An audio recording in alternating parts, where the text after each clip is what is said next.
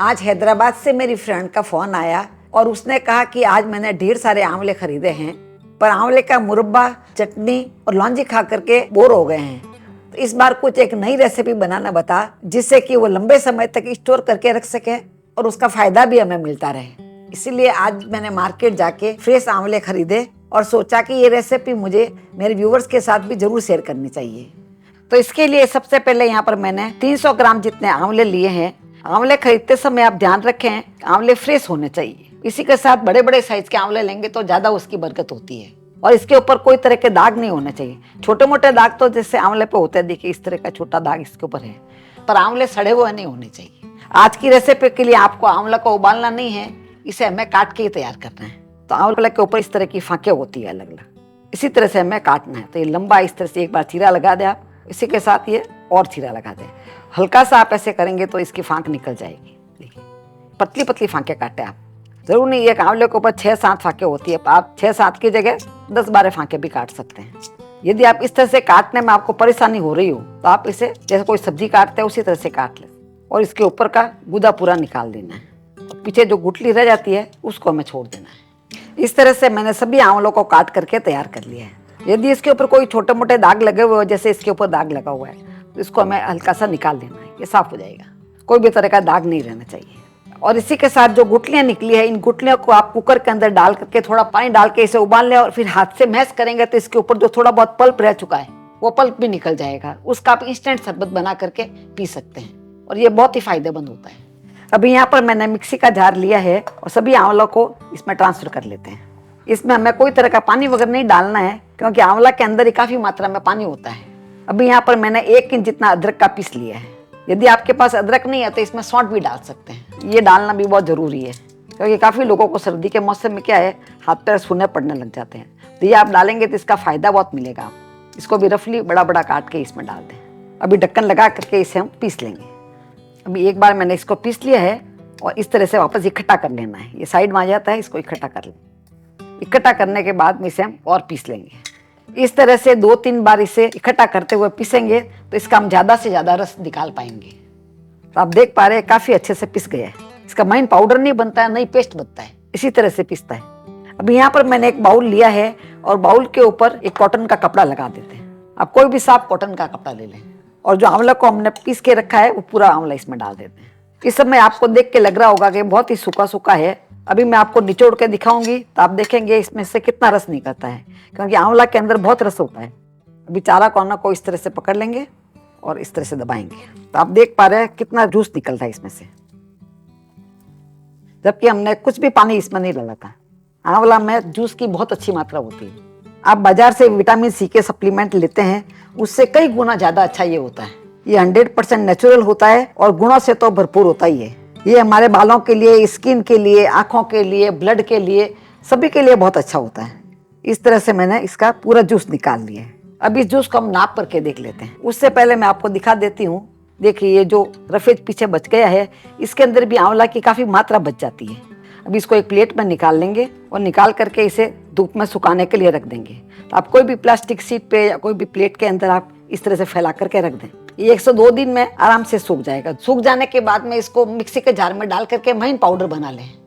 जब आप अपने बालों पे मेहंदी वगैरह लगाते हैं तो उसके साथ भी लगा सकते हैं, या स्नान करने से पहले आप इसे 1 चम्मच लेकर के भिगा के रख दें और उसका पानी आप बालों पे लगाएंगे तो बहुत फायदा मिलेगा। तो इसको हमें फेंकना नहीं है, ये बहुत फायदेमंद है। अभी यहाँ पर मैंने नापने के लिए एक मेजरिंग कप लिया है। आप अपने घर में कोई भी कप का नाप सेट कर सकते हैं। उसी कप के नाप से हमारे को दूसरी चीज लेनी है। ये हमने 300 ग्राम आंवला लिया था, इसका पूरा 1 कप हमारे जूस निकल गया।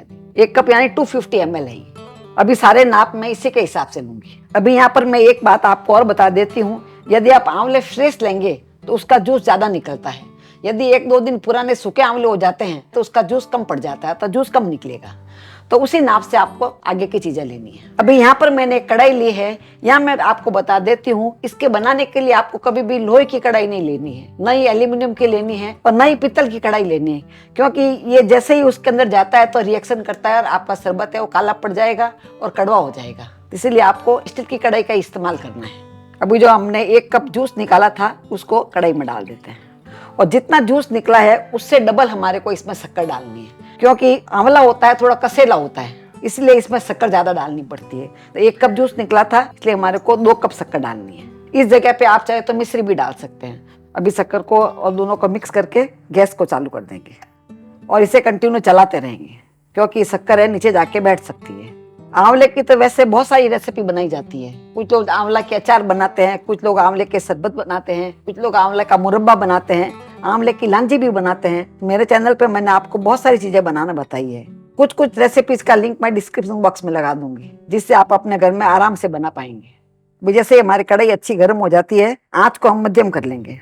ये मैं आपको जल्दी से बनाना बता रही हूँ। यदि आप चाहे तो इस रस के अंदर शक्कर डाल करके इसे बोतल में भर के धूप में भी रख सकते हैं, तो धीरे धीरे ये बन करके तैयार हो जाएगा। तो इसे आपको रोज रोज बोतल को हिलाना पड़ेगा, पर यह सबसे आसान तरीका है, फटाफट बन जाता है और आप इसे यूज कर सकते हैं। भी इसमें उबाल आने लग गया है।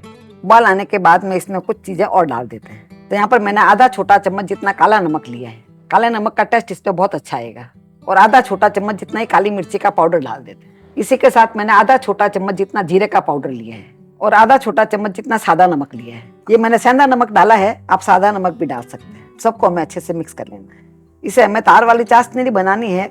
इसमें उबाल आने के बाद में आपको 2 मिनट तक और पकाना है। इस तरह से आप हाथ लगा करके देखेंगे तो वो चिपचिपी लगेगी। देखना, इसमें कोई तार नहीं बनता है, तो ये चिपचिपी लग रही है भाई। इतना ही हमें इसे पकाना है। अभी हम गैस को बंद कर देंगे और इसे ठंडा कर लेंगे। अभी तक ये हमारा पूरी तरह से बना नहीं है। ठंडा होने के बाद में कुछ चीजें इसमें हम और डालेंगे। जब तक ये ठंडा हो रहा है तब तक यहाँ पर मैंने 3 नींबू लिए हैं। क्योंकि मैंने 300 ग्राम आंवले लिए थे, इसीलिए हमारे को 3 नींबू लेना है। क्योंकि आंवला के अंदर कसेलापन होता है, तो उस कसेलापन को बैलेंस करने के लिए हमारे को इसमें नींबू डालना पड़ेगा, जिससे इसका टेस्ट ज्यादा अच्छा आएगा। और यदि नींबू छोटे साइज के है तो ज्यादा भी ले सकते हैं। अब मैं आपको बताती हूँ कि नींबू, यदि देखिए नींबू ये थोड़े कड़क होते हैं ऐसे, इस तरह से। इसका ज्यादा से ज्यादा रस निकालने के लिए आप 1 नींबू को ले लें और इस तरह से आप इसे करें। इस तरह से करने से क्या है, नींबू थोड़े सॉफ्ट हो जाते हैं। देखिए नींबू सॉफ्ट हो गए। इस तरह से कर लेंगे तो ऐसे नींबू का रस आप आसानी से निकाल पाएंगे। तो कभी भी आप घर में भी आप नींबू का रस निकालते हैं तो उससे पहले आप इस तरह से कर लें।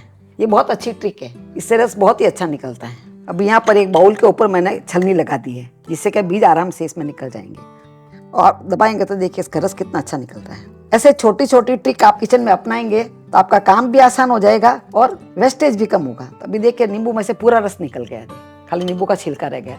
इस छिलके का भी मैं अचार बनाती हूँ। यदि आपको सीखना हो तो कमेंट बॉक्स में लिख करके मुझे जरूर बताएं। एक बार बना के रख देते हैं तो साल भर भी खराब नहीं होता है और वो बिना तेल का बन के तैयार होता है। उसमें कोई तेल नहीं डालना पड़ता है। इस तरह से मैंने तीनों नींबू का रस निकाल लिया है। आप देख पा रहे हैं तीनों नींबू में से बहुत सारा रस निकल गया और इसके बीज है वो पीछे रह गए हैं। ये लगभग 3 टेबल स्पून जितना हमारे रस निकल गया। अब ये पूरी तरह से ठंडा हो गया है। आप चाहे तो इसे ऐसे भी इस्तेमाल कर सकते हैं, पर इसके अंदर जो काली मिर्ची के पाउडर के जो दाने हैं वो दिख रहे हैं, जीरे के दाने वो भी दिख रहे हैं। तो इसको हम स्मूथ तैयार करेंगे। इसमें मैं आपको दिखा देती हूँ कि आपको कैसा पता लगेगा कि ये एकदम परफेक्ट बना या नहीं बना। तो आप इस तरह से लेंगे, इसमें जो लास्ट में एक जो बूंद निकलेगी उसमें अच्छा तार बनेगा। तो आप देख पा रहे हैं इसमें देखिए बहुत ही अच्छा तार बना है। एक बार मैं आपको स्लो मोशन में दिखाती हूँ, ये देख के पता लगता है कि एकदम परफेक्ट बना है। अभी इसको छानने के लिए मैंने एक बाउल लिया है और उसके ऊपर इस तरह से साफ कपड़ा लगा देते हैं और जो रस हमने बनाया है वो इसमें डाल देते हैं। तो आप देखें काली मिर्ची के तो बड़े बड़े पीस है वो भी इससे निकल जाएंगे। यहाँ मैं आपको याद दिला देती हूँ कि आपको हमारी रेसिपी कैसी लग रही है, नीचे कमेंट बॉक्स में लिख करके मैं जरूर बताएं। आपको अच्छी लगती है तो आप इसे लाइक करें और यूट्यूब पर देख रहे हैं तो आप हमारे चैनल को सब्सक्राइब करके बेल आइकन जरूर दबा दें। और यदि आप फेसबुक पर देख रहे हैं तो आप हमारे पेज को फॉलो कर सकते हैं। एकदम स्मूथ रस बन करके तैयार होगा। इसमें जीरा का पाउडर जो हमने डाला है उसके भी दाने निकल जाएंगे, काली मिर्ची के दाने भी निकल जाएंगे। इस तरह का स्मूथ बना करके किसी को सर्व भी करते हैं तो बहुत अच्छा लगता है। ये आपको कपड़े में से ही निकालना है, क्योंकि कोई छलनी में से निकालेंगे तो उसमें से बड़े वाले पीस भी निकल जाएंगे। इसलिए मैं भी आपको कपड़े से ही दिखा रही हूँ। हमने इसमें कोई भी तरह का आर्टिफिशियल कलर ऐड नहीं किया है। आप चाहो तो कलर भी ऐड कर सकते हैं। मार्केट में जो मिलता है उसमें लोग कलर ऐड कर देते हैं। ये बिना कलर के भी बहुत ही सुंदर बना है। अभी आखिर में इसमें जो हमने नींबू का रस निकाल के रखा था वो इसमें डाल देते हैं। नींबू का रस डालने के 2 फायदे होते हैं। एक तो जो आंवले का कसेलापन होता है वो कम पड़ जाता है। इसी के साथ नींबू का रस है वो इस शरबत को क्रिस्टलाइज नहीं करेगा, तो पूरे साल भी आपके घर में शरबत पड़ा रहेगा तो क्रिस्टलाइज नहीं होगा। ये हमें लास्ट में ही डालना है। इस तरह से हमारा गुणों से भरपूर 100% नेचुरल आंवले का शरबत बन करके तैयार हो गया है। तो इस तरह से बना करके आप रख दें और गर्मी हो या सर्दी पूरे साल इसका आप एंजॉय कर सकते हैं। अभी सर्व करने के लिए यहाँ पर मैंने 2 ग्लासेस ली है। इसमें 2 टेबल स्पून जितना शरबत डाल देते हैं। तो मीठा आप अपना पसंद के हिसाब से कम ज़्यादा रख सकते हैं, पर 2 टेबल स्पून 1 गिलास के लिए सफिशिएंट है। अब यहाँ पर मैंने सब्जियों को भिगा करके रख दिया था। ये मेरे घर में मैं हमेशा भिगा के रखती हूँ। सब्जी से इसका टेस्ट भी अच्छा आता है, इसी के साथ सब्जियाँ ताकतवर भी होता है। 2-2 टेबल स्पून जितना इसमें आप डाल दें। यदि आपको बर्फ पसंद हो तो आप बर्फ डाल सकते हैं, पर मैं अभी बर्फ नहीं डालती हूँ। मैं सादे पानी से ही बना कर तैयार करती हूँ। रूम टेम्परेचर का पानी है, ये इसमें डाल देते हैं और आखिर में इसमें पुदीने का पत्ता डाल देते हैं। तो आप शरबत को इस तरह से सर्व कर सकते हैं। तो इन सर्दियों में आप भी अपने घर में शरबत बना करके जरूर ट्राई करें। फिर मिलेंगे ऐसे ही दूसरे वीडियो में। तब तक के लिए बाय एंड टेक केयर।